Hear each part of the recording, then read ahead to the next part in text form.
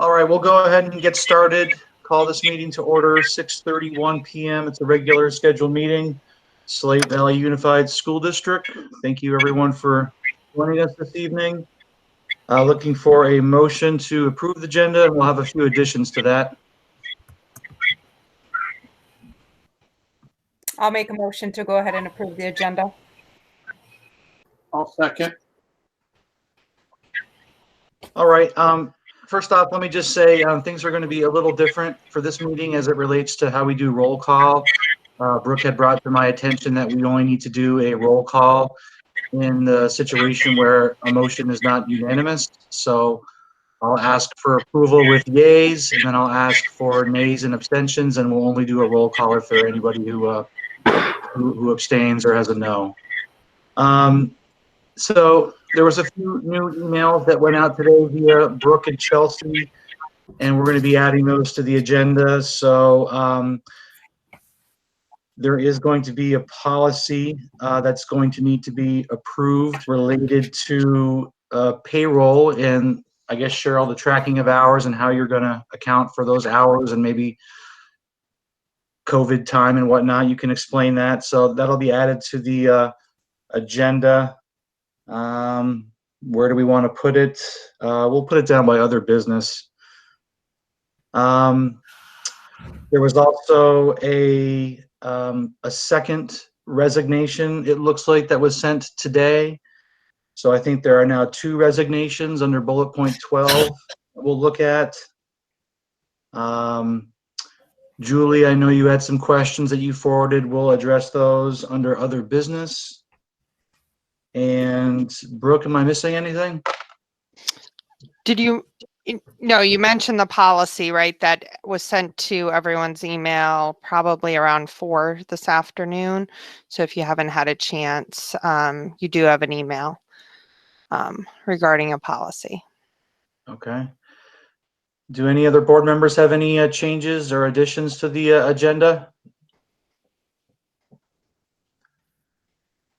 All right, hearing none. All those in favor of approving the agenda with the additions that we've mentioned, please say aye. Aye. Aye. And are there any noes or abstentions? All right, hearing none, the motion passes. Now we'll be looking for a motion to approve the minutes from the April 6th meeting. So moved. Peter? Second. Tony? Okay, any discussion, corrections on those minutes? Glenn here. On the list of who was at the meetings, in the column where it says role/term, Julie and I are both still listed as board chair and vice chair, and we no longer are, so that should be changed. It's the column just to the right of everybody's name. Yep. All right, thank you, Glenn. Is there any other comments, corrections to the minutes? Can I have a point of clarification? If I wasn't at the meeting, do I need to abstain? Do I need to force a roll call? I don't think that's necessary. You can Okay. just say aye. Got it. Just wanted to verify. Okay. All right, hearing no other corrections to the minutes, all those in favor of the minutes with the amendment that Glenn had mentioned about the title designation, please say aye. Aye. Aye. And any noes or abstentions? Hearing none, the motion carries.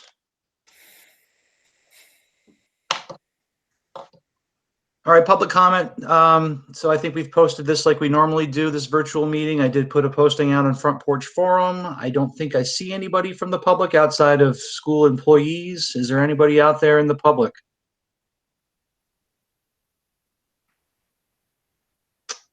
Okay, hearing no public input, we'll move on to Brooke. Any correspondence that you want to talk about? Nope. No correspondence. All right, so committees, we did have one committee meeting prior to this regular meeting. It was the Buildings and Grounds. Peter Stone was elected chair. So Peter, the floor is yours. Why don't you just give us a quick recap of that meeting? All right, so on the solar project we got doing last year there, the solar is making electricity and we've been seeing credits.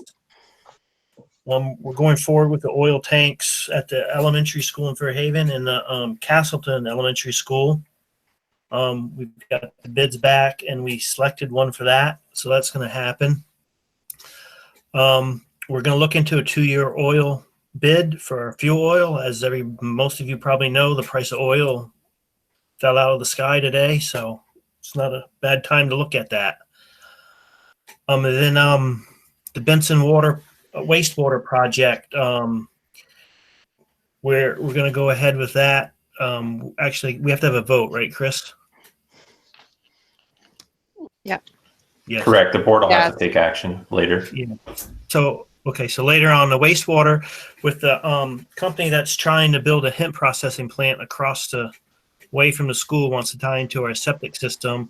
Our engineers looked at their engineered drawings, and our lawyer looked at the contract, and everything looks good on there. So everything's okay, and we recommend to go ahead and letting them do it if their project moves forward. And I think that is it. Peter, do you want to just speak a little bit about some of the projects that Chris had discussed and where we stand with that? Yeah, well, Chris is trying to figure out what projects we can do because we don't have a budget yet. But there's some he wants to try to go ahead and get done, like getting the steam fixed, leaks fixed in the high school, and some painting and floor replacement in the English area. Small projects like that for the most part, because some of the bigger ones will be hard to get done because it's getting so late into the year and with everything that's going on. Some work at the Orwell Town Hall because that place, obviously we're not going to be going out for a big bid for a project again for a while. So basically some small projects like that. Nothing too big right now. Anything else?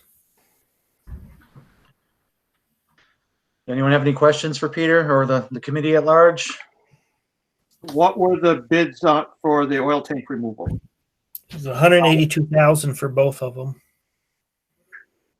So Glenn, we budgeted 200,000 for the whole job. So the two schools came in at about 180, 182, and then there was about 20,000 in engineering fees. So we're pretty close to budget on that. We're pretty good.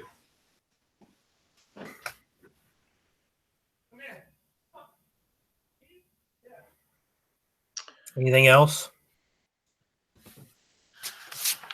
So if there's no other questions for the Buildings and Grounds, why don't we just slide bullet point number 8 right now, which is the Benson wastewater agreement, and we can vote on that as a full body. So Chris, do you want to just give the full board an overview of that project, and then we can go into some discussion on that? Yep. So there is a company that's called Marble Valley Farms that bought a piece of property adjacent to the Benson Village School. It kind of sits up on top of the hill as you go into the town of Benson. So they have a design to use our forced. So let me back up a step. We have a forced main wastewater sewer system that starts at the Benson School, and it shoots up into the town and then goes into the town's sewer system up in Benson.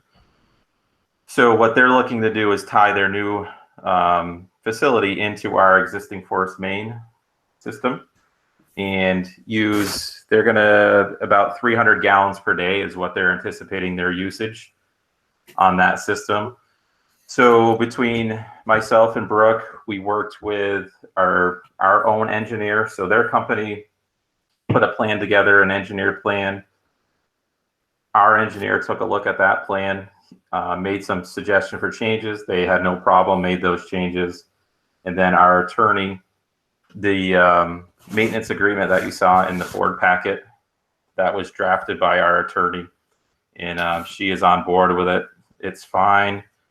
Our engineer is also on board with the engineering plans that were designed for the project. So for this company, this is really the first step for them. They still have to take this agreement that they would have. They have to go to the town of Benson, get a wastewater permit.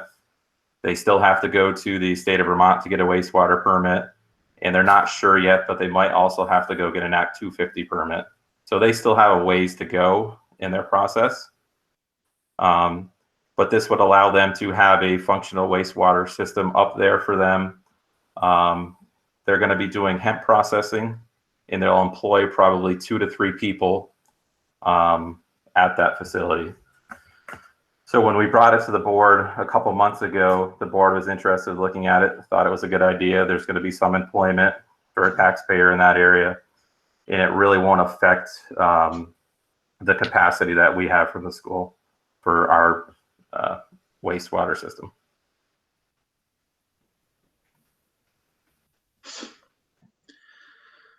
So, and again, it was the Buildings and Grounds Committee's recommendation to go forward with this and to sign the agreement. And we'd be looking for a motion to approve that agreement tonight. So if we want to go ahead and make that motion with a second, we can then have any discussion or further questions. I'll make a motion. We go forward with it. I'll second. Okay, open floor. Any questions, concerns? We're prepared I for don't the have- smell, right? I'm just saying, it's an honest Yeah. problem that Holy High School has 3 hemp fields behind them, and it is not pleasant in the spring. I'm just saying. So just be prepared for the smell in Benson, if it's that close. You can already Right. smell it. I drove through yesterday. You can already smell it. And that part of the projects I think is going to come anyways, whether or not they have an addition onto our system or not. They've already bought the property, and it's coming. Will there be like an inline flow meter or something like that so that they can determine where the waste is coming from? Yeah, so they'll have their own separate pump station. There'll be a backflow preventer from their system and our system, and they're basically just going to tie in front of all of our equipment in the force main line.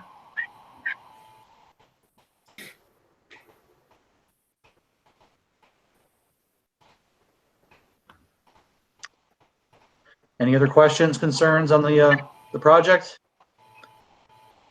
Question. This is Mike speaking. Question with regards to the estimate of the usage, and do we have any recourse if they tend to go over that amount? Yes, if they're going to use more than the allocation, they have to get permission from the school district.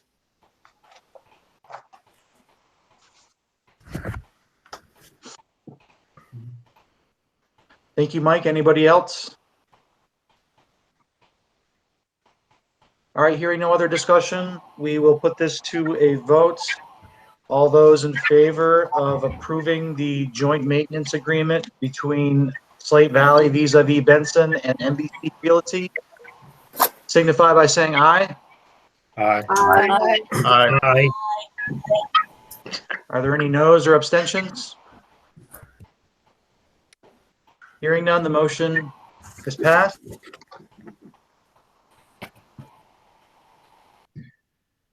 We'll now backtrack up to number 7, which is the 403B Plan Cares Amendment. And I know that Cheryl had included an attachment to that effect. So Cheryl, why don't you go ahead and let us know what's on your mind?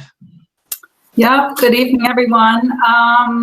So I sent out some information with regard to this amendment to our 403B plan. As a result of the CARES Act, I guess some of the provisions in the CARES Act is to allow employees more flexibility with their 403B plans than they might otherwise have. One of those is to get distributions from the plan. And for circumstances, they're pretty broad. pretty broad in that in almost any way they may have been affected by the COVID-19, they would be able to get a distribution from their 403B plan, as the alert bulletin said.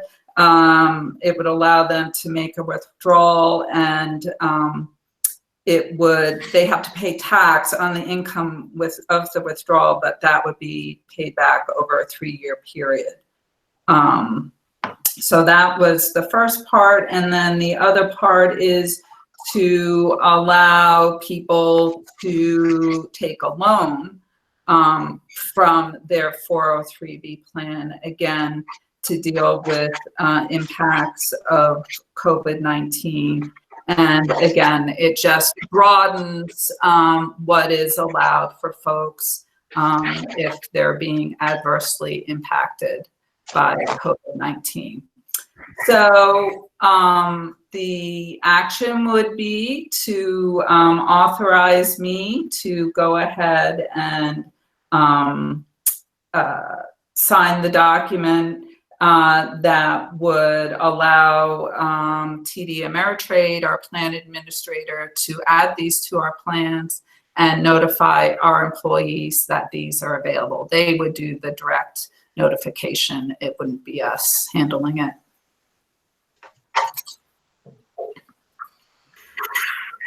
Thank you, Cheryl. We're looking for a motion. I'll make a motion. Adopt it. Second.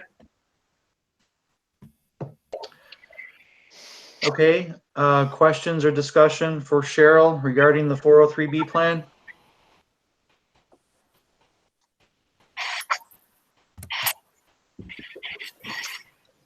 I guess one question I would have, Cheryl, I mean, this is the law, so we're basically just synchronizing what the plan allows to do with what the law is now allowing people to do. Is that pretty much it? Yeah, that's true.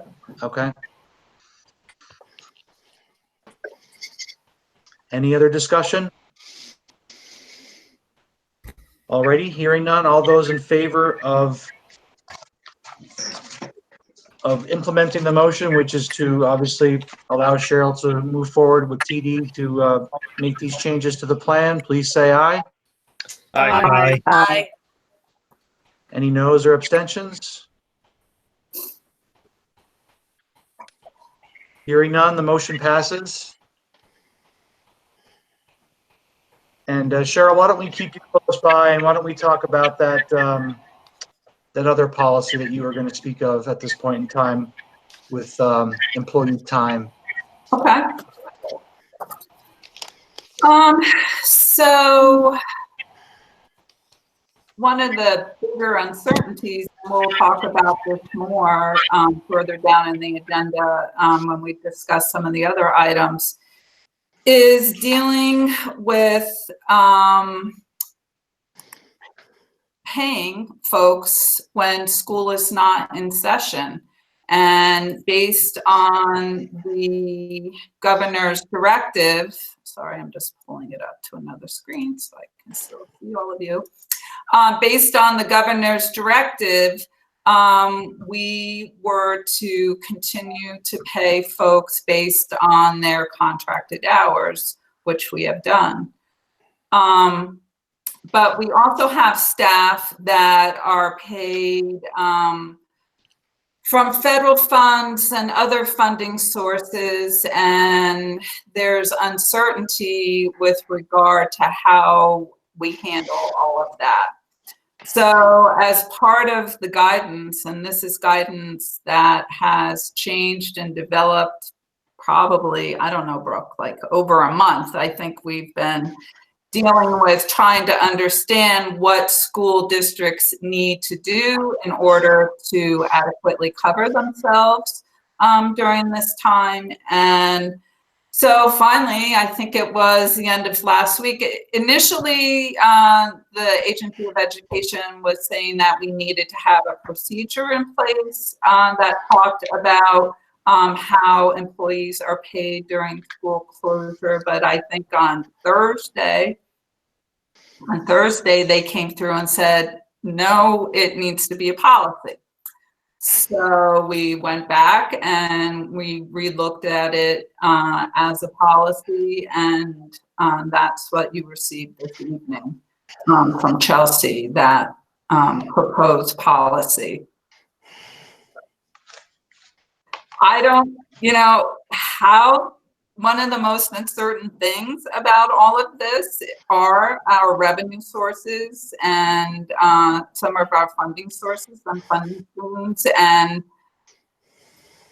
we have been, as school business officials, been asking the AOE very early on lots of questions about how this will impact school districts.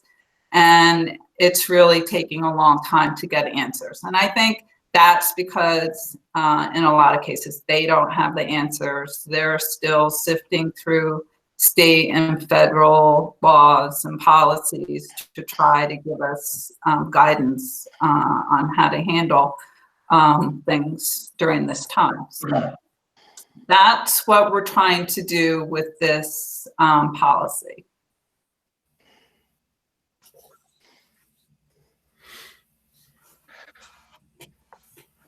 Are there any questions for Cheryl?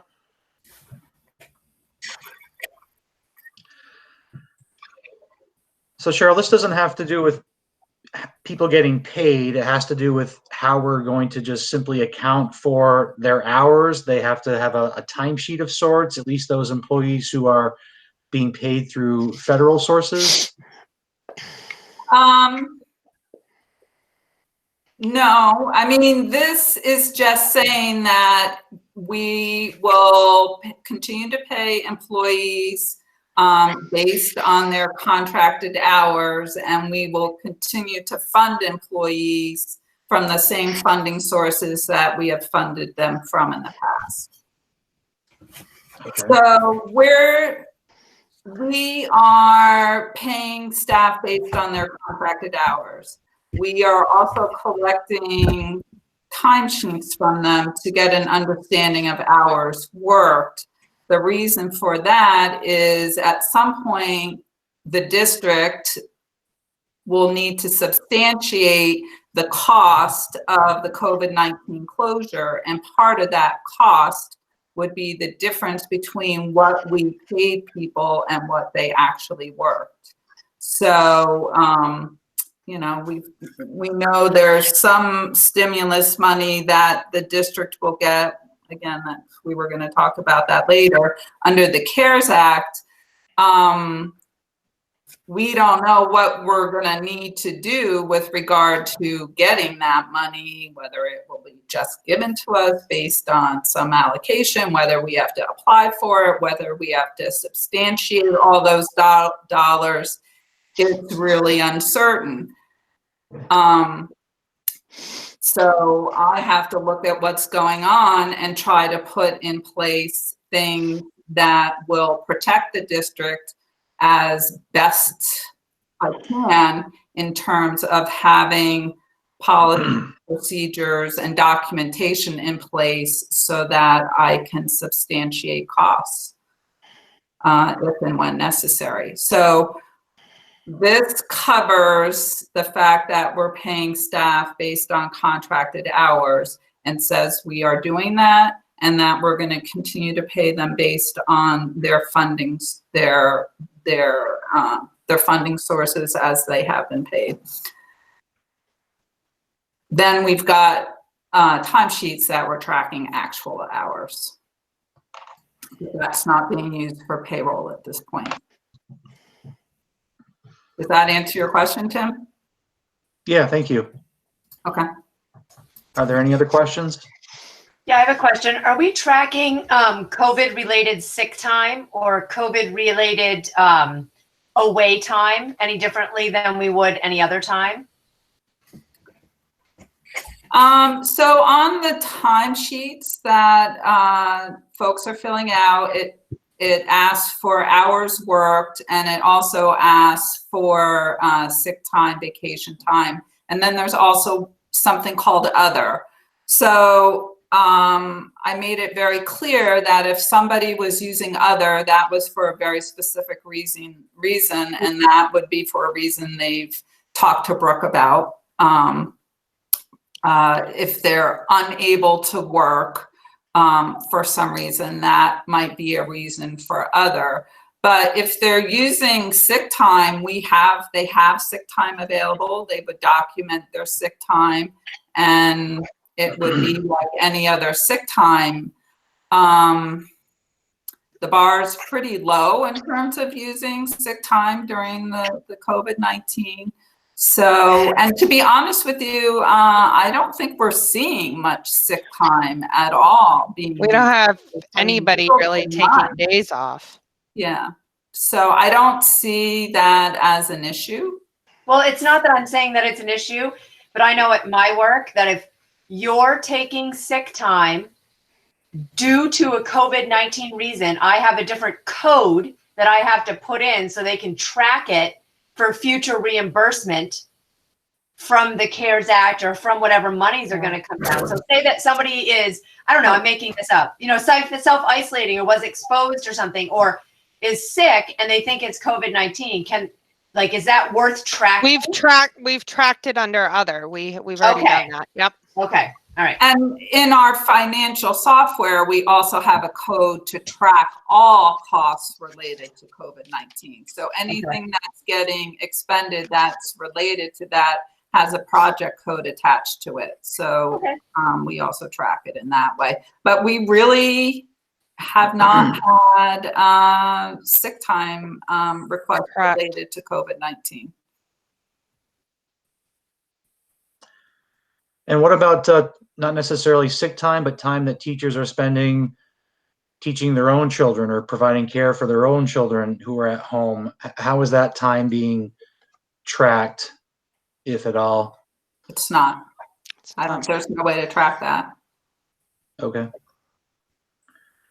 I mean, if a contracted day for a teacher is 8 hours, they're by and large, most of them are certainly not working a full straight hours, which is completely understandable. I'm in the same boat, but I didn't know if there was a communication to staff on how to handle that discounted time that you're caring for your own children. I think in many cases, a lot of the teachers are working their full amount of time. It just may not be between the hours of 8 and 4. I think that we've allowed for some flexibility in when the work gets done due to the fact that they also many of them have their own kids at home. So, I think it's a case by case basis, because we're not having students follow a typical schedule. We have some flexibility within the scheduling for families built in, because we realize that parents may not be able to have their kids participate in remote learning from 8 to 4 either due to job constraints. So we've tried to build in some flexibility there for everyone involved. And also keep in mind, teachers are paid based on salary. They don't complete timesheets. So they're just receiving their regular salary.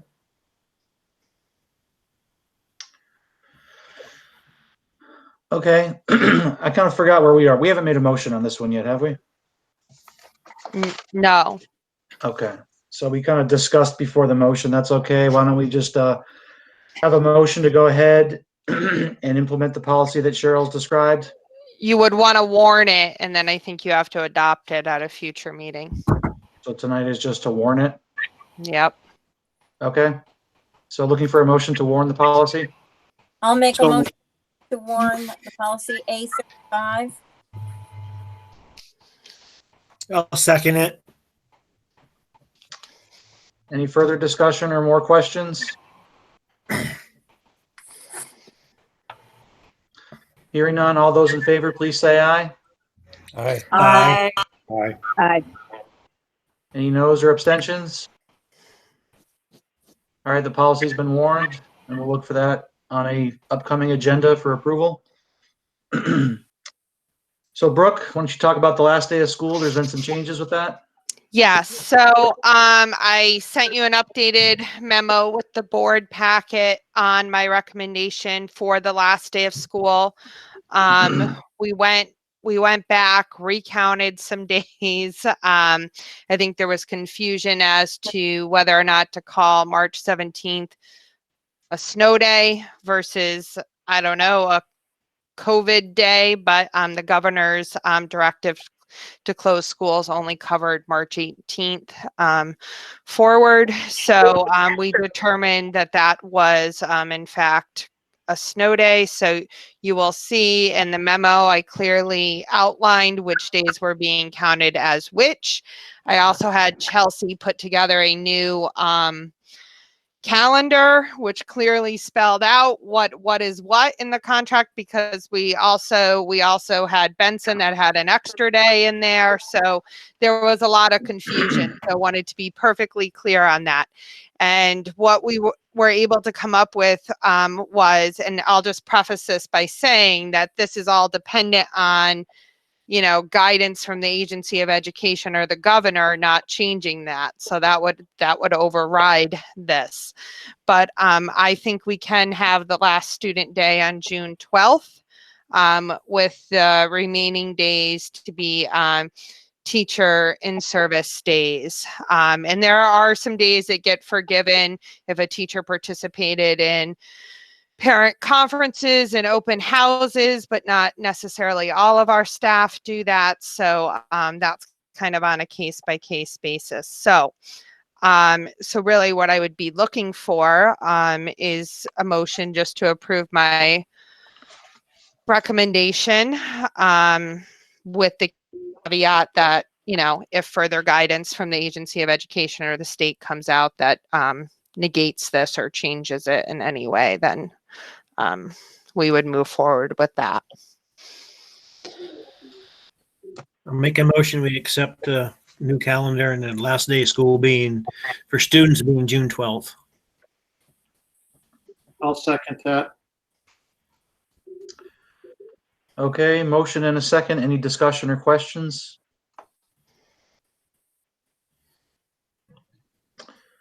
Hearing none, call the question. All those in favor, please say aye. Aye. Aye. Aye. Any noes or abstentions? All right, motion carries. June 12th. And Brooke, why don't you stay on the line with the non-union vacation days? Yeah, so due to the situation that we have, many of our staff, non-union staff, had vacation days planned for April and May, and due to issues with now moving to remote learning at a very quick pace, they're just not going to be able to get in all of their days by the end of the year. So I'm asking the board to consider allowing non-union staff to carry 5 vacation days over with the caveat that those 5 days are used by the end of August.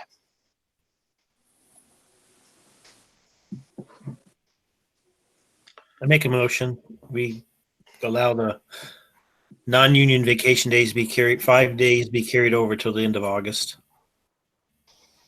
I'll second that. Any additional comments, questions for Brooke? All right, hearing none. All those in favor, please say aye. Aye. Aye. And any noes or abstentions? Okay, that motion carries. Brooke, new hire? And I'll let Chris Benway, are you on the line? Yes, Do you want to speak to the new hire?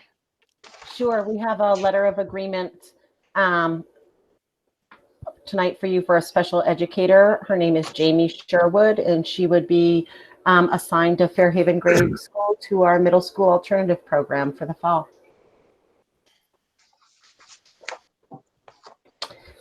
So I'd like to have a motion. Jamie is a special educator with many years of experience coming from the Rutland City School System.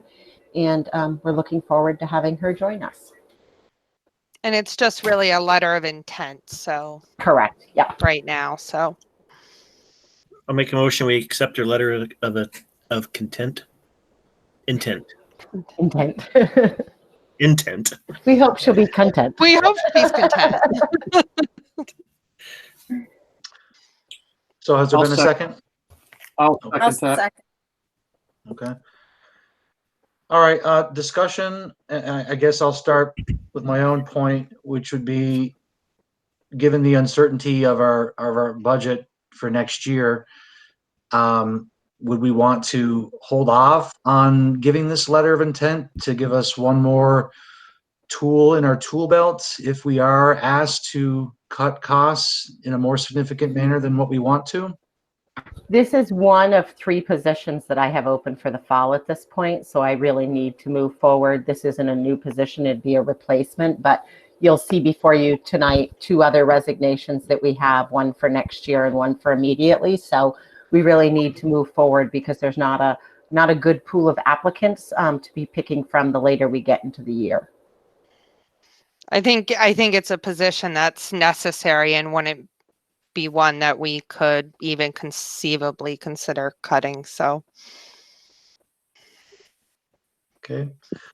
Thank you. Any other discussion, questions? This is Patty Beaumont. Tim, can you hear me? Yes, we can hear you. Yep.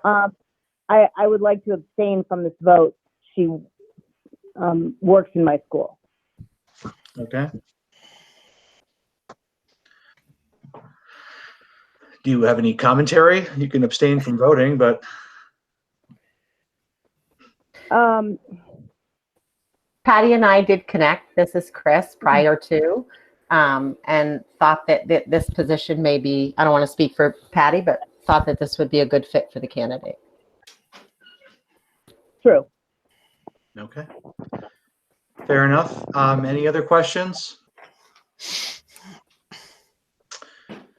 All right, hearing none. All those in favor of moving forward with the letter of intent for Jamie Sherwood, Special Ed 61553, please say aye.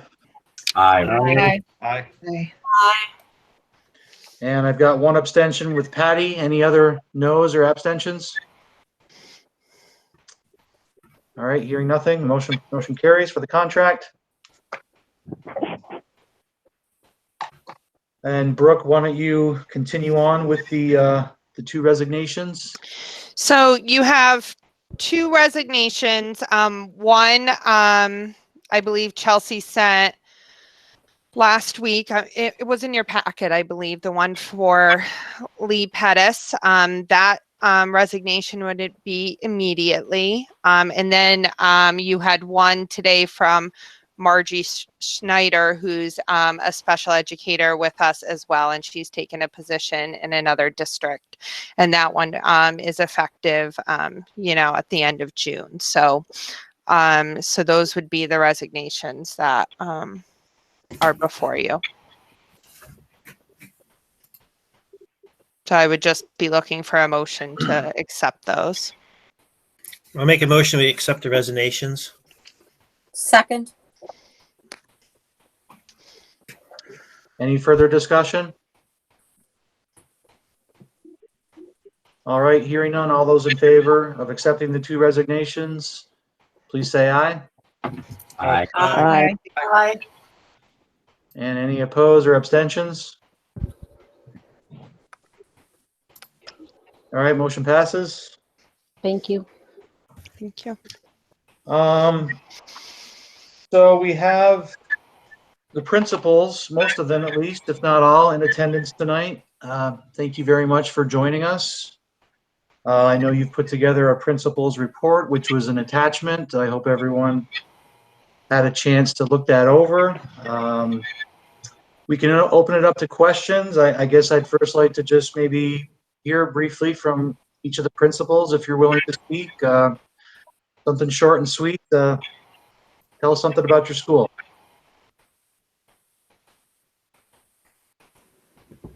Hi, Tim. This is Devin Ferna. I'm happy to to share. Yeah, just how are things going?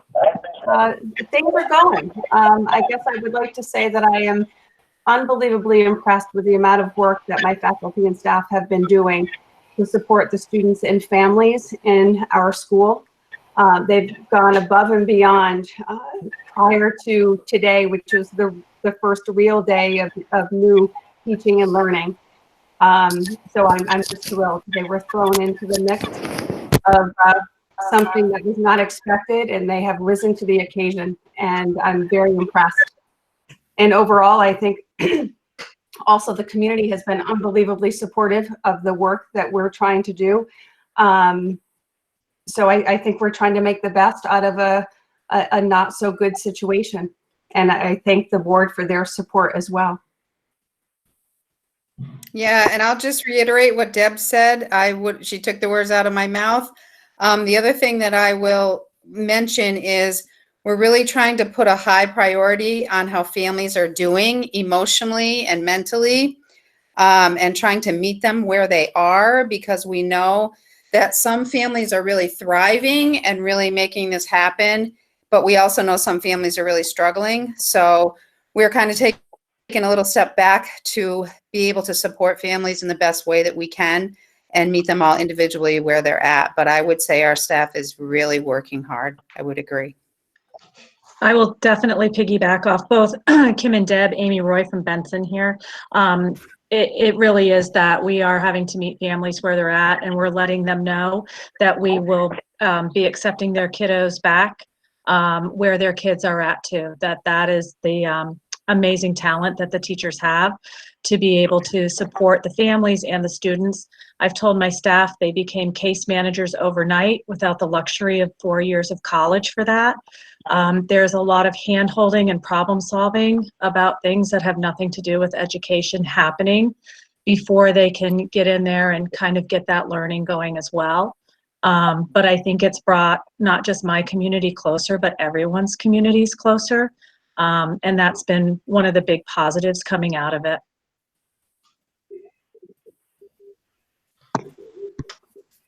Jason Rasco, I'll jump in for the high school. I'll echo what my colleagues have said about my staff, my teachers. You know, even before our break, that we've had to shift from the continuity of learning. Looked at that time when we basically had to pack up our stuff and get out of school. As that, you know, and of course, that was the continuity of education plan. It was like, okay, what are we going to do? And at that time, the priority was connecting with our kids, making sure that the kids were okay. We had a global pandemic on our hands, and we were asked to educate the kids. And of course, the priority was, hey, let's get up and connect with the kids. Let's make sure we have let's build the systems that are necessary to continue this, but we needed to connect with the kids first. And not only did the teachers do what they had to do, but Casey and everyone at the behind the scenes, at the administrative level, you know, we're building systems to make this happen in a short period of time. And of course, today was the very first day of the continuity of learning, when you know, we had to build systems around collection of the work for kids who didn't have internet access, or when we had to collect work from that were given to kids, and then abiding by the social distancing and all those kinds of things. Of course, at the high school, we're still looking ahead to graduation and all those different things that are still up in the air. So there's still a lot of limbo. I was in a meeting today with other principals from around the state, and the same things that we are dealing with, of course, other districts and other schools, other high schools are dealing with. So I'm really proud of all the people that we've been working with. I'm sad for the students, of course, whose high school experience has been changed, but I believe in this community, and the teachers and the staff have been wonderful.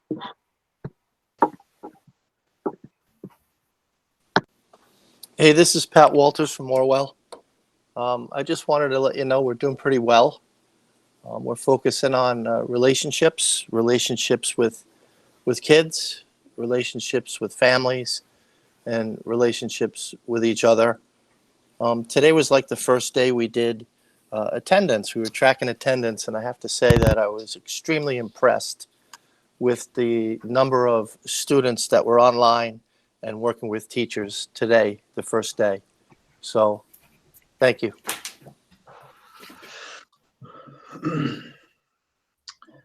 Are there any other administrators who want to comment?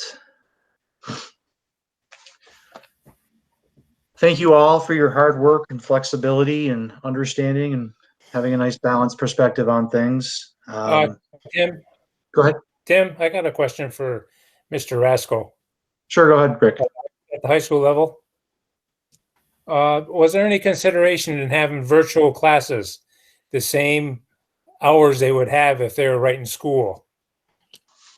Starting classes at 8, and whenever their class was during the day, they had to be online with their teacher and have a little bit of education, maybe, I don't know, not the whole time period, but so they would have a continuity of days of their day just as though they were in high school. Yeah, there certainly was that consideration right away. But of course, we found out quickly, as did other schools, that we have students who are now the primary provider in their families, whose parents are laid off, but now they are, if they're working at Shaw's, they're getting a lot more hours because they're essential workers. So we have kids whose lives have been disruptive, probably more so. And so while it works for us on this end to maintain that schedule, if you will, and some of the teachers have posted hours, they post hours online, they've communicated with kids when they're going to meet, they have Google Meets. We've actually, from what we learned pretty quickly too, that we were giving out too much work. We cut it back by almost 50%, and this was pretty much statewide too. This wasn't, specific to our district. That other schools found that they were giving out a lot more work as well, because at the same time, the kids are living in a crisis. Families are living in a crisis, and we're asking them. It wouldn't be right to ask them to maintain the same exact thing. There has to be a lot of flexibility. And at the same time, trying to create a sense of normalcy. We do have these kind of mock agendas, if you will, or suggestions for things. But other than that, we're meeting the kids where they are, and trying our best to provide them with an education as best we can. But don't the teachers have lesson plans for their classes to finish up? And they weren't going by their lesson plans to give off this work for the kids. They were doing above what their lesson plan was or would be. Well, in order to cut back, I just get concerned that these kids aren't getting the education they should be getting. And I'm just going to jump in for a second, Jason, and then you're welcome to jump in too. Okay, so, Rick, we tried that. And part of the challenge is students weren't independent enough to be able to teach themselves. So take math, for example. We had Kyle Wilson put together everything that he had typically done when students were in front of him. And the challenge was students weren't independent enough to be able to generate the amount of knowledge that they would need in order to show him kind of where they were at. And so folks were scrambling. And that was part of that 2-week period between March 18th and we left until we went on vacation. And so the feedback that we were getting from families and students was that there wasn't enough think time. There wasn't enough opportunity to ask questions of teachers, because what was happening is people were turning to Khan Academy and just saying, hey, watch this video. And a kid would watch it and be like, holy heck, I have all these questions I don't understand. But the next lesson would already be in the Google Classroom, because that's how it was typically done in a classroom setting, because you could just ask the teacher during that 80-minute time. And so the challenge for teachers is every student is trying to teach themselves, and then they have to ask questions. And it's not like they're in a classroom, you can have them all in one space. One person asks a question, then the whole class can hear it. Previously, kind of when Tim asked the question about, are we making time for those folks who are parents to be able to educate their own kids? So if we'd set up a schedule where there was going to be this 8 to 4, take Kyle, for example, who has kids at home, who's trying to facilitate some amount of learning himself. It just didn't seem, based on what the experiences were that students were having and parents were sharing with us, that it would make sense for us to track out a schedule that was mandatory. We did have a few folks reach out over vacation, parents, who were asking for a schedule. So I did share something with all principals that was a suggested schedule if anyone was looking for how to build something at home, and saying, all right, this hour you're going to work on this class, this hour you're going to work on this class, check in to see when the office hours are for this teacher, and then program yourself in for that hour. And so I would say, as much as all the principals have talked about recognizing where students and families are, there might be families, as I think Jason mentioned, who this is great and everything is working perfectly, and they might want more. And so I think it's equally as important that those parents and families reach out to the teacher, and that be created for them. It's really, there's not a one size fits all. And we moved quickly, and there are some folks in districts that have gone with that programmed 8-hour day, and I know that that's not working successfully, as our system might not be either. So I really think it's gonna hit different families in different ways, and the important part is just to communicate as best we can. Number of teachers have been reached out to by parents, and once they've done kind of a face-to-face like we are now, that's helped kind of jumpstart some of the work and some of the, how do we schedule our time? So I would just encourage as much communication as possible. But we did think through all these different possibilities, and did have, for any high school parents that are out there, I know Julie, anyone else who wanted to speak to kind of how it maybe felt, they're welcome to. But I think everyone is pacing appropriately, and the big thing for me in this kind of remote situation is being able to reach out and let folks know what you need. But these teachers. So Rick, I also think we really need to keep in mind that our entire country is doing the exact same thing. I've talked to parents of my brothers have kids in different states. I have friends with kids in different states. Everybody's getting different everything. Our entire education system across the world has been disrupted. My one brother in Germany, his kids haven't been in school in 6 weeks with no work. They haven't even assigned any work. So I think that while we're focused on Fairhaven and what we're doing, I think that the fact that our kids are even getting something, that we're putting it out there, that teachers are moving forward, is absolutely phenomenal. And our kids will come out of this, and our teachers will come out of this ready to roll next year, pick up kids where they left off, and keep moving education forward. But this is not going to affect, this is affecting our entire world. So I think that what we're doing right now is phenomenal. What I see, what Patrick's doing at college, and what my kids are doing in high school is great compared to what I hear that's happening in other parts of our country too. So it's hard to put perspective on it because you feel like it should be what it has been. But I've been really impressed with what I'm seeing coming forward, the communication, that my kids are doing work, that they get to learn to manage their own time. When are they going to do it? How are they going to do it? How do they learn how to communicate with adults in their world? I think there's some silver linings that I've really appreciated, and I think are going to make us stronger in the end. So that's kind of how I'm feeling about my kind of high school situation right now. Well, I just get concerned that kids are going to start next year, hopefully in school, in classes, and not be prepared for what's going to be put in front of them. It's going to be a lot of rehash for teachers, I think. And how we're going to be off another year. Yes, and so is the rest of our country. It is what it is, but I think we're doing a good job. I know, and I also think I'm not sure it's realistic to think that school is going to look the same way next year. I'm not sure we will all be back in school full time. There may be Come on, periods. Brooke. No downer news. I right mean, there. Come on. I'm just saying, I think there'll be could be periods of remote learning still happening next year on and off. And I also think sporting events, concerts, all of those types of things are going to be impacted well into next year. So, I mean, yeah, hopefully that doesn't happen. But I'm just saying, I think that's realistic. Thank you. Okay. Thank you, Rick. Julie, well said. Jason.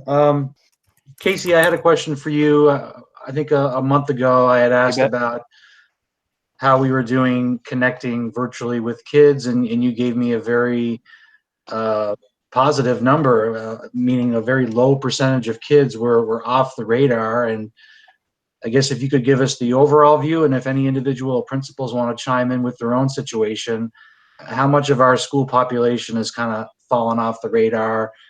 They're not being proactive at all. You're reaching out. They're not reciprocating. They're not online, etc. Yeah, so I can start in that I gave that ballpark based on a leadership team meeting that we had earlier that day at 1 o'clock when we met last. Principals would have the more specific numbers, and they can share those with you. I do know Chris Cole, who's on the call, we recently, and he can speak more to this, but he actually drove around to get in touch with folks who don't have access in order to give them internet access so that we could connect with them, because we knew that that was still an issue for some of the families, was just connectivity. So I can't remember the numbers. Chris could tell you how that went, but then I defer to the principals to let you know kind of what number in each of their buildings are students that still aren't being connected with in some way. I mean, connection-wise, we're probably on a list of less than 40 kids, and I think it's even less than that. Principals are following up with those lists of kids that don't have internet, but I would ballpark it around probably 20 to 30 kids that don't have internet access at home. And of that percentage, some of them are not going to be able to get internet. There's no option available. And like Casey said, I visited a lot of those houses, and when you see where some of these kids live, you won't wonder why they can't get internet. They're in a valley, or they're, on top of a hill, or they're way out in the middle of on a dirt road, and they're not going to be able to get internet. So we're trying. We've got probably a half dozen kids that we're going to be able to get internet. And the tech team is working on getting that to those families, hopefully by the end of this week. Probably more towards next week.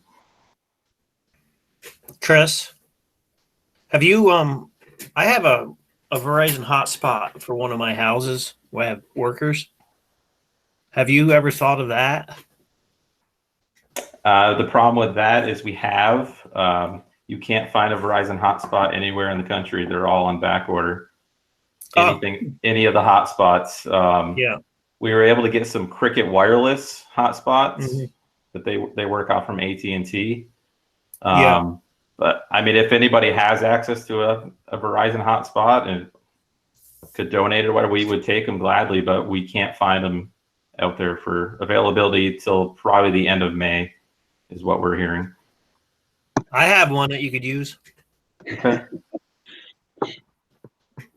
Tim, to give you a specific figure at the high school, of all our families at the high school, we have 18 students right now, only 18 students that need hard copies.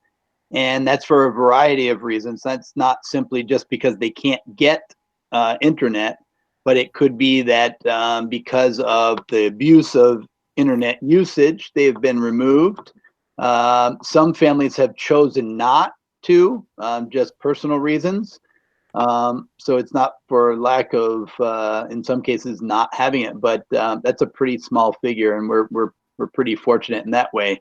And speaking to as Brooke had mentioned, you know, the landscape of education in Vermont could change as a result of this.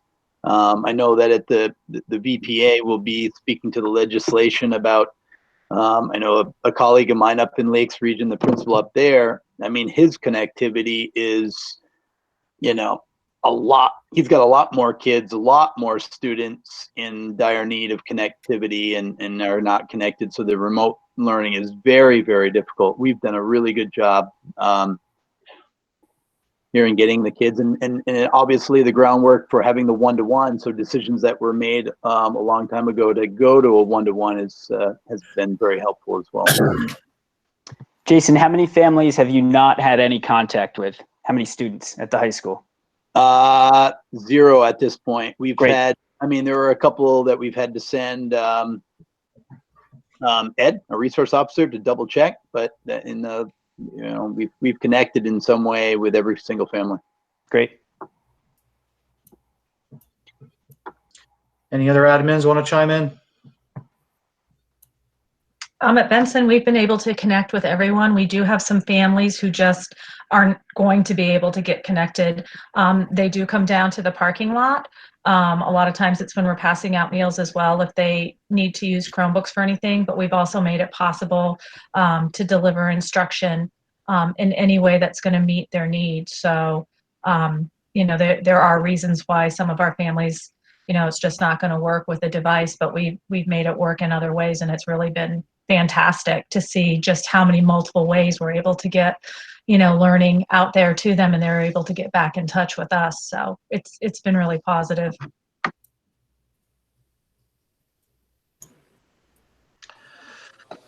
Ms. Patrick, we have like 1 or 2 kids in each class that are, let's say, not responding to treatment. They're not checking in, they're not online.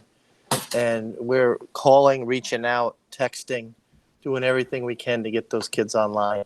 So 9 classes, 1 or 2 in each of the classes. This is and I Deb. would say we've connected. This is Kim. Sorry.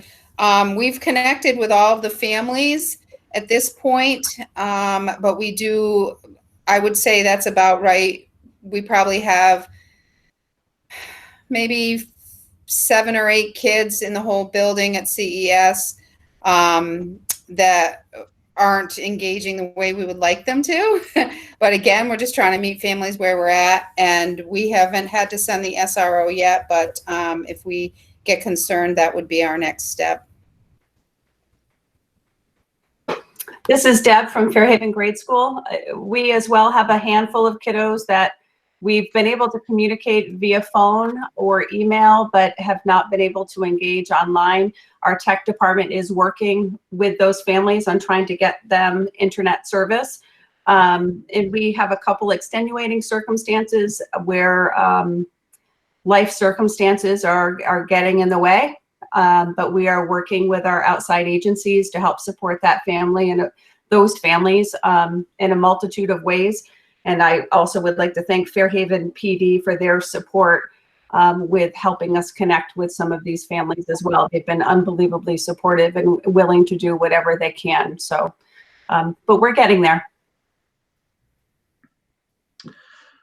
Okay, thank you, Deb. I'll move away from the administrators unless there's any final thoughts. And again, thank you all very much for all your hard work. So we'll move on to other business, and there could be other business, but I guess to start, I'll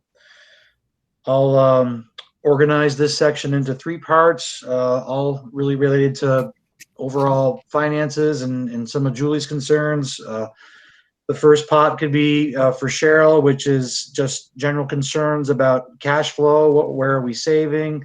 Where are we spending more? We could talk about the update on the budget situation. And lastly, we could talk about the CARES Act and any stimulus monies that we might expect to receive and how we're going to deploy those monies. So I guess, Cheryl, it can mostly be you, and Brooke and myself can jump in where needed. All right, well, that's a lot. And it's a lot that I don't necessarily have a lot of answers to, because at this point there aren't a lot of answers.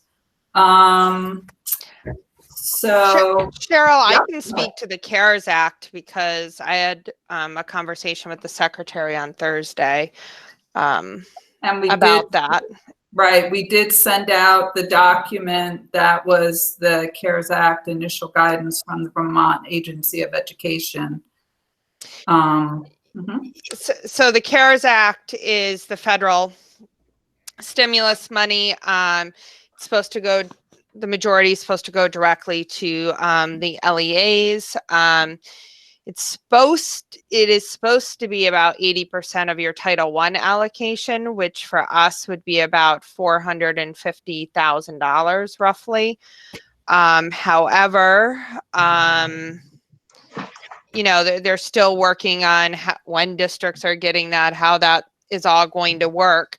However, we were told on Thursday that they don't know how the special ed reimbursement and the transportation reimbursement is going to work that we typically get in terms of our spending and our transportation spending.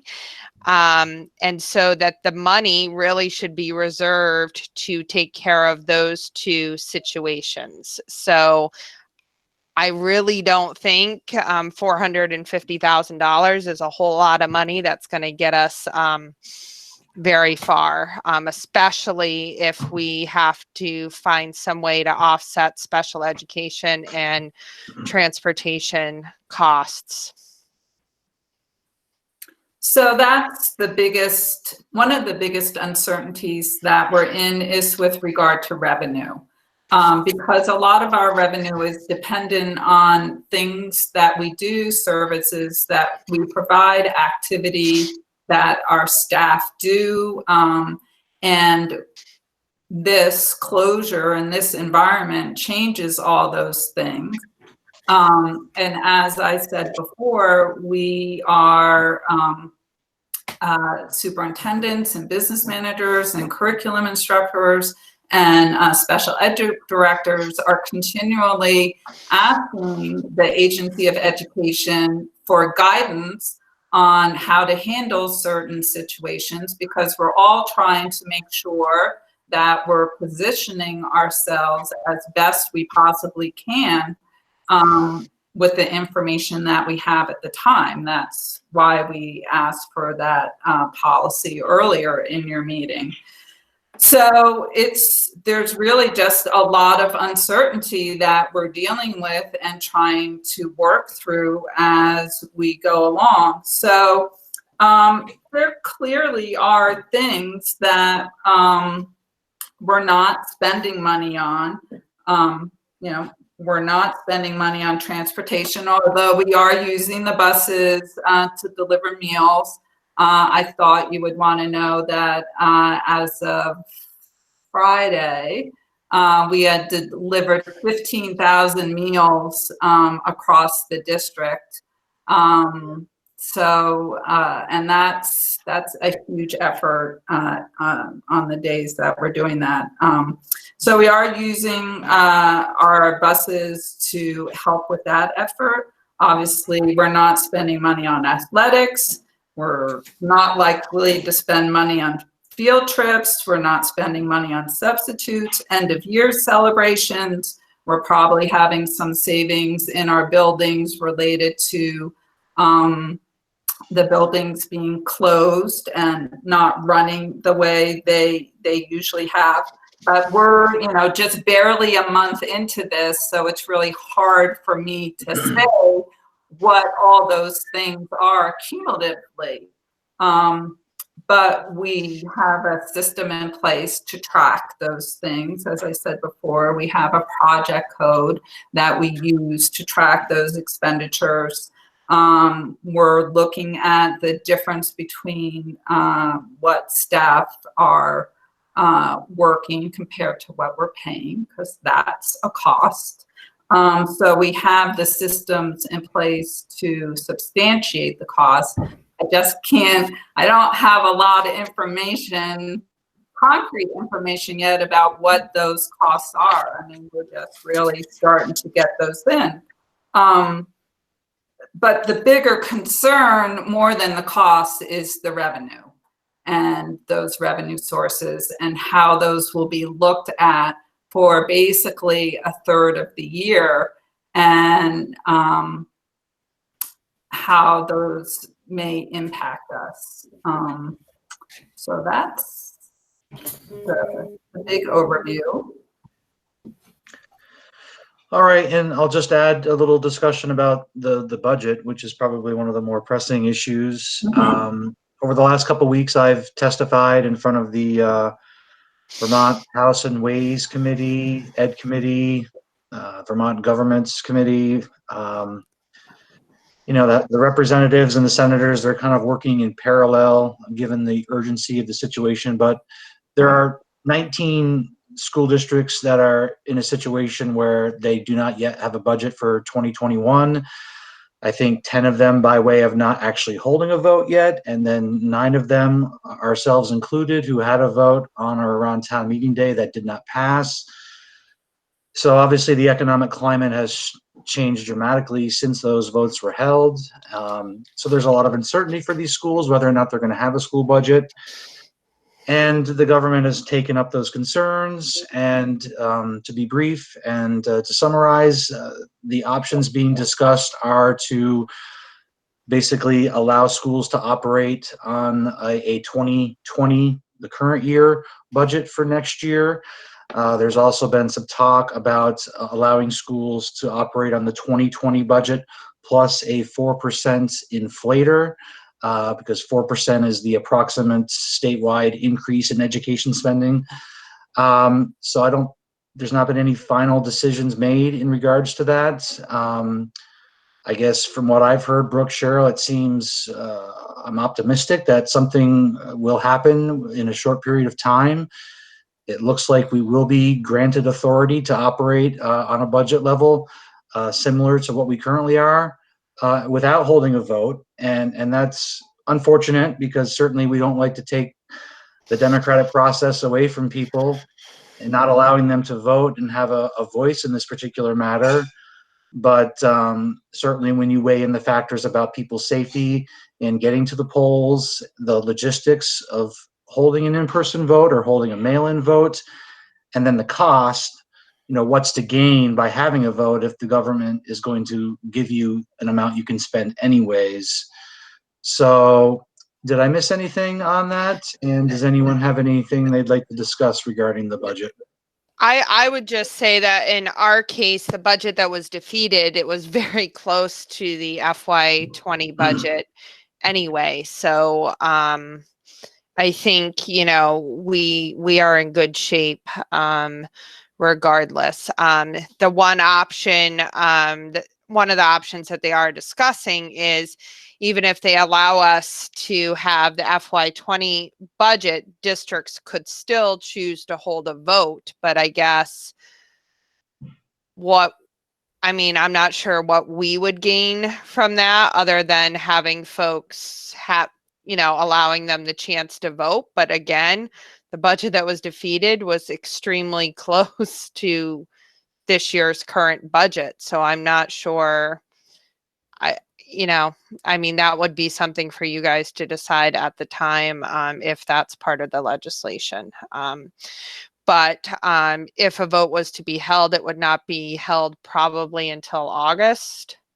So, you're talking about starting a school year with no budget July 1st. So certainly if we were to operate under the FY20 budget, if that's going to be allowed, that would give some stability and some certainty in terms of the direction that we need to head. I certainly think fiscal year 22 is going to be much, much worse than fiscal year 21. So that's really kind of the broad overview. So isn't it true that we could just wait until November? There's gonna have to be an election in November. So no matter what the legislature says, why would we even consider having any other kind of vote? I mean, if no matter what happens, if the vote passes, it would just go to what it was. You know what I'm saying? So why would we ever even consider having a vote? Why don't we just wait till November when we have to have one anyways? Yeah, but I guess my thing is, if you waited to November to have a vote, I mean, if you decide you still want to have a vote, even though the legislature is may tell you that you don't have to hold a vote, if you wait till November and then that budget's defeated, I don't know, I don't know. Plus, I think the FY20 budget, I mean, our budget was only 100, I don't have it sitting in front of me. It was 125,000 more FY21 than FY20. Plus there's a whole, there will be funds that we did not spend between March and June. So I think, and Cheryl's going to work on this, we can conceivably make up the difference in that. And I think it is definitely feasible to operate under the FY20 budget for next year, but.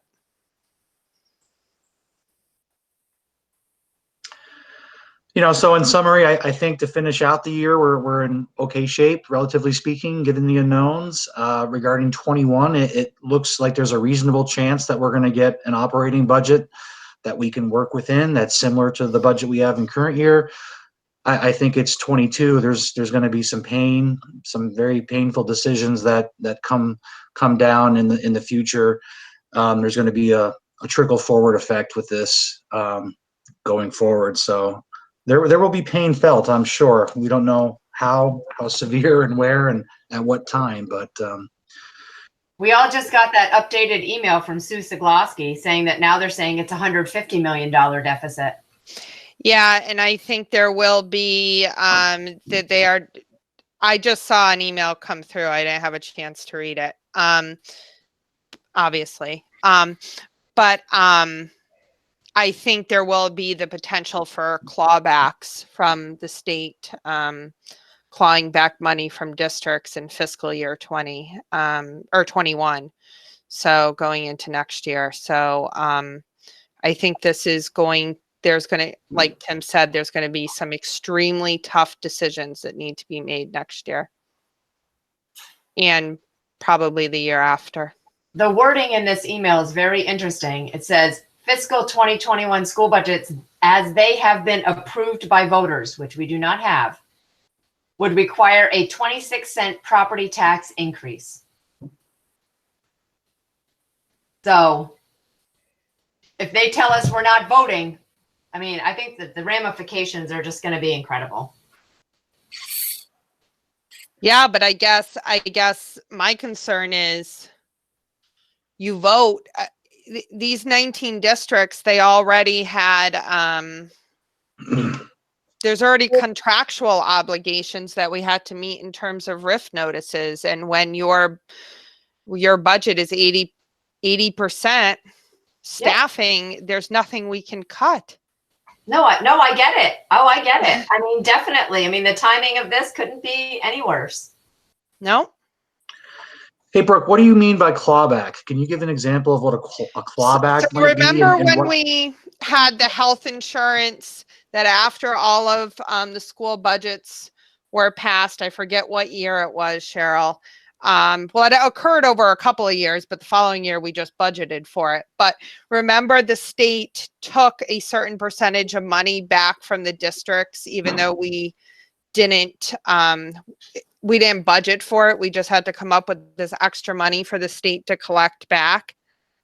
Right. It was in 18 and 19, and it's when the new health insurance plans were put in place for school district employees, and the state said, okay, we're gonna estimate what your savings should be, and we're gonna reduce the general state support grant by that amount. So we had an amount in 18, and you all had it You were not, let's see, in 18 you weren't merged, so you had it all as separate districts, so it was kind of broken up. And then in 19, it went to Slate Valley and Orwell. And we budgeted for it because we knew the amount, we knew it was coming. So yeah, there's a lot of discussion about what the options are, and that is something that's been considered because of what's happening with the Ed Fund. I mean, there's just not enough money to support the budgets that are already in place. So I don't. Can we foresee some tough discussions about consolidation?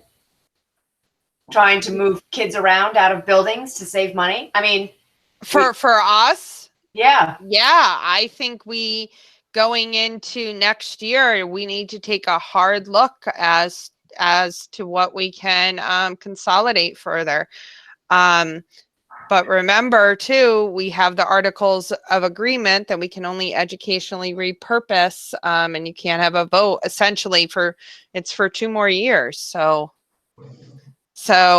we really need to look at that and legal language around that. But I think we're going to have some really tough discussions going into fall. And I think if we can catch our breath here in the next couple of weeks and know what's happening with the budget for next year, we need to start those discussions sooner rather than later. I agree. I think you may see more consolidation between districts in the state. That's coming from the top down, and I don't doubt it. Okay. Thank you very much. Anything further? I'm just going to quickly open it back up. It looks like there may have been a couple public who have joined us. Second call, is there any public comment for the board meeting tonight?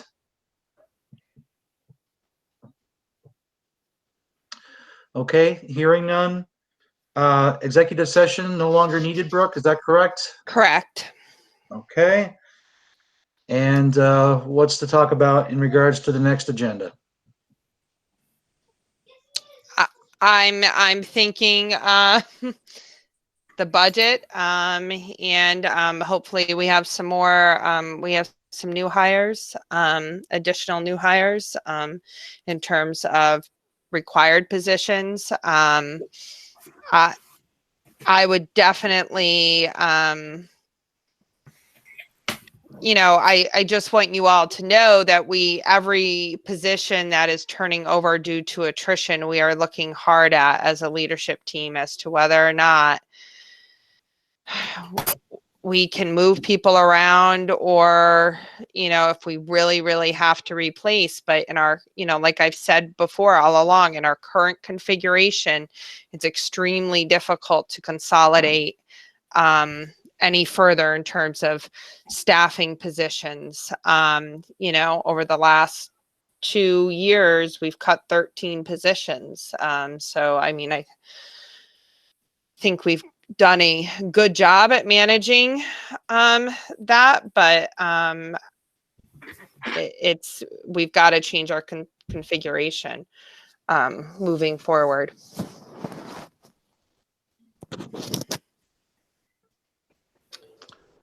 Okay. Brooke, this is Chris on an unrelated item. Did we have another agenda item for a maternity leave request? Oh, gosh. I don't know if I sent it. No, Yeah. I got it. It's not You in the did. agenda on the face, but you did include an attachment for. Oh, I did put it. It is an attachment. Sorry, I don't see it in my attachments. That's why. Yeah, it's Abby Standard, is that correct? Yep. Yeah. Sorry about that. I didn't have it in my attachments, and I didn't see it on the agenda, so I skipped right over it. That's Is that okay. something we have to act upon, or is that for information? No, that's actually something you have to act upon because part of that is unpaid. So that would be for you guys to approve. So, Chris, do you want to? So Tim, can we go ahead and do that right now? Yeah. Should I read the letter? Yeah, and maybe Chris can speak to it if, anyone has questions. Yep, go ahead. All right, I'll read the letter addressed to Brooke. I am writing to request maternity leave for the close of the 1920 school year and beginning of the 2021 school year. My estimated date of departure is June 1st, 2020, with a return date at the latest of November 30th, 2020. As I am expecting twins, there is a chance I would need to start leave sooner, with an absence extending up to 6 months from the start date. In the event that all goes well, my leave may be shorter than 6 months, allowing me to return sooner. Please notify me with any questions or considerations. Thank you for your time and continued support. Sincerely, Abigail Stannard.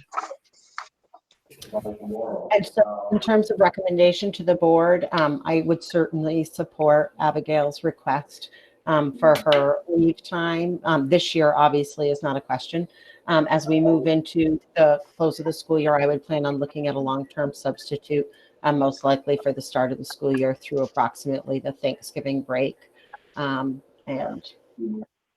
I would support the request. As you've seen, we have a couple of special education positions that we're searching for currently. So we do have one other maternity leave request that we're in the process of filling, so we can put this request on the table too.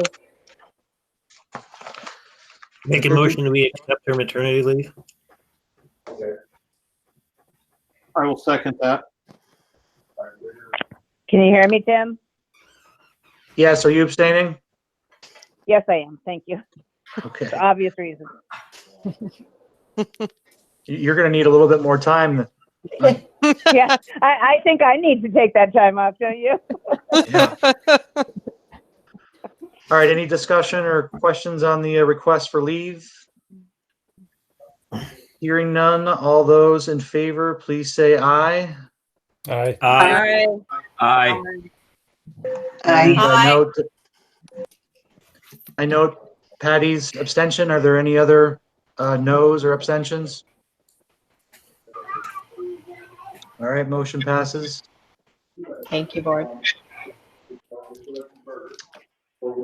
I just want to ask John Burke, it looks like you've been waving. Do you have any questions as a member of the public?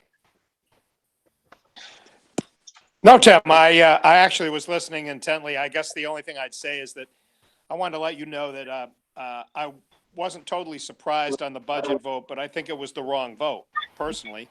I think that it probably was a foldover from the anti-bond thing, and it just became a no vote, period. And I was going to actually, if you got to a budget, I was going to suggest that you, in essence, put forward the same one again or close to it. I think you tried very hard with that, and it's unfortunate that it was sort of what I'll call collateral damage. Thank you. Okay, so if nothing further, I would look for a motion to adjourn. So moved. I'll make it. Second. Any discussion?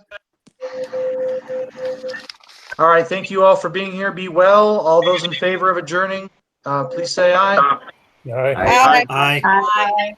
Any noes, abstentions? I don't think so. All right, bye, everyone. Bye. Aye. Thank you. Thank you. Thank you.